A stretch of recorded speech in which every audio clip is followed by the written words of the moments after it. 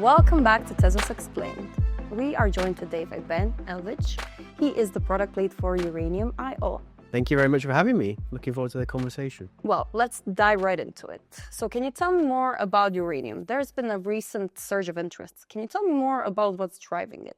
Everyone sees the need for greater energy security, but also more power needs. A lot of things that are driving society are power intensive. And certainly now we see with AI as well, increased demand for power. And I think if you want that combined with clean energy, nuclear is the only proven solution. Therefore, if you want to have more nuclear capacity, you actually need a large stock of uranium to do that, because uranium is the base material from which nuclear fuel is created, which then powers nuclear reactors. And so naturally, with increased demand and appetite for nuclear power, you see increased demand for uranium, which makes the market super interesting. Why is retail access to uranium been so difficult? It's a market that historically, until we launched in December of 2024, that's only been traded in terms of the physical material over the counter or OTC. And because of that, the lot sizes in terms of minimum amounts that can be traded have been very high. Typically, that's about £100,000 in weight, which at current spot price is between $7.5 and $8 million, which for most people is pretty inaccessible, not just in retail investors, but also smaller hedge funds and professional investors as well. The other option would be to invest in one of the listed vehicles. These are closed-ended investment trusts, and they typically trade at a discount to the actual underlying asset value of the uranium held. We think that through tokenization, not only do you reduce the operational burdens and the capital barriers, but you also get a more effective exposure over the long term to the underlying asset if you're looking to invest in uranium. Maybe for those who just joined us or just learning about this topic, you can explain a little bit what uranium is and what Uranium IO is, what XU308 is. XU308 represents beneficial ownership of the physical uranium. So if you own, let's say, £500 in weight equivalent in XU308 tokens, you could actually take physical delivery of that, which is very different to a lot of typical approaches to tokenization, at least historically, where different vehicles and entities would be created and different assets essentially that would reference the price. What we've done is use blockchain technology and infrastructure to improve the market and how the market operates rather than creating a new asset. If participants in the market have surplus inventory of uranium, they haven't got enough to trade in those minimum lot sizes, they can actually use our capability to tokenize it and free up that capital, and they can hold on to that uranium. They can sell some of it or all of it, but they can also use it to borrow against and use that as collateral, which again creates more capital efficiency. Now that you mentioned it, tell me more about borrowing against XU308. So there was a recently announcement coming from Uranium IO mentioning Morpho, mentioning Oku. I think it's super important because we're moving a market that has gone from being only traded over the counter. The first phase is creating a more transparent and efficient spot market.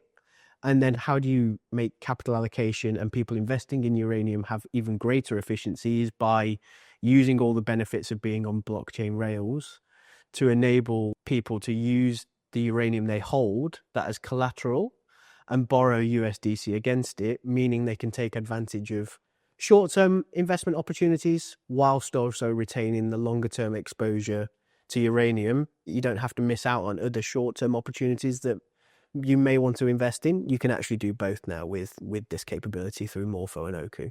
And can you tell me more about the reasoning behind Morpho? Why was Morpho chosen for this? Yeah, I think Morpho was chosen because they've sort of proven themselves as a leader really in that peer-to-peer lending protocol. So it was really two reasons. One, they're established and open source and audited, and that's great from a security and reliability perspective. And two, it was just seamless and very easy to do. So that also meant that it was not a huge resource lift on our side as well. Essentially took care of all the hard work and all the thinking, and we were able to really configure that to meet our needs in the specific use case of uranium.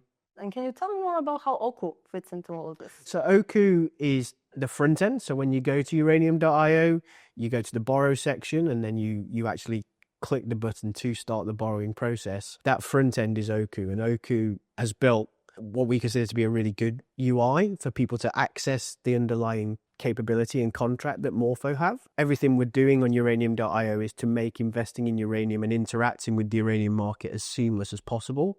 Tell me more about Tezos Layer 2. What makes it a good choice for tokenization? The Tezos Layer 2, so Etherlink, was really important, and it has been a great platform for us to build this on, because to reach the scale we want to reach, we need something that is low cost, will scale with us seamlessly, and is very reliable. And Etherlink so far has ticked all of those boxes, from speed, low fees, reliability and scalability that you want from an institutional grade platform. And we're excited about the future upgrades and that making it even more effective for us to scale XE308.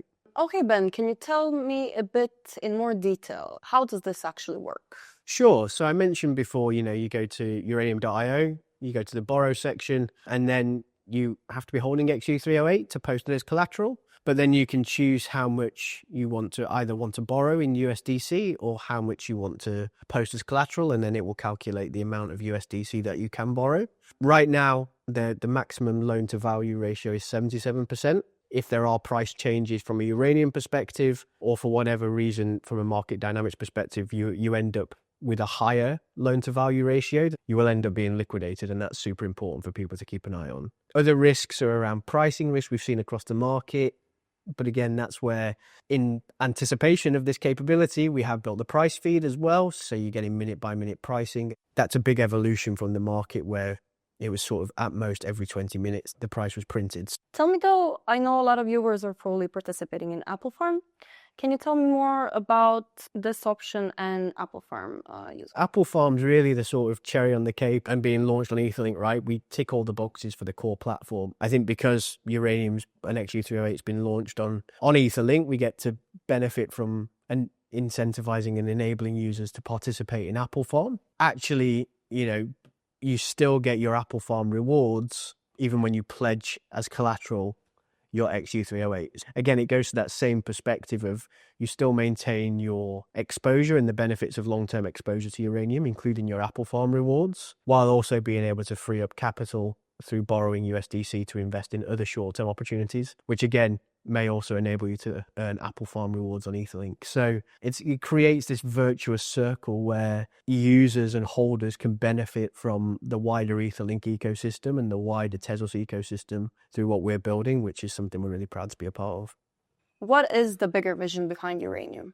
There's two aspects, I would say, in terms of the bigger vision. One is getting Uranium to reach its full potential. We are looking at other products and vehicles that are both DeFi and TradFi oriented as to what might be interesting to investors in the uranium space. But more interestingly, I think, is the wider vision beyond the blueprint that we've built with uranium and applying that to other commodities, specifically metals. We're very excited about bringing all of the effectiveness and efficiency of an improved market infrastructure we've done for uranium to other hard to access metal markets as well. Well, you heard it here first. Something big is coming, and try to take a guess in the comments what's coming next in the metal sphere for uranium. Thank you so much for joining us, Ben. I'll see you next time.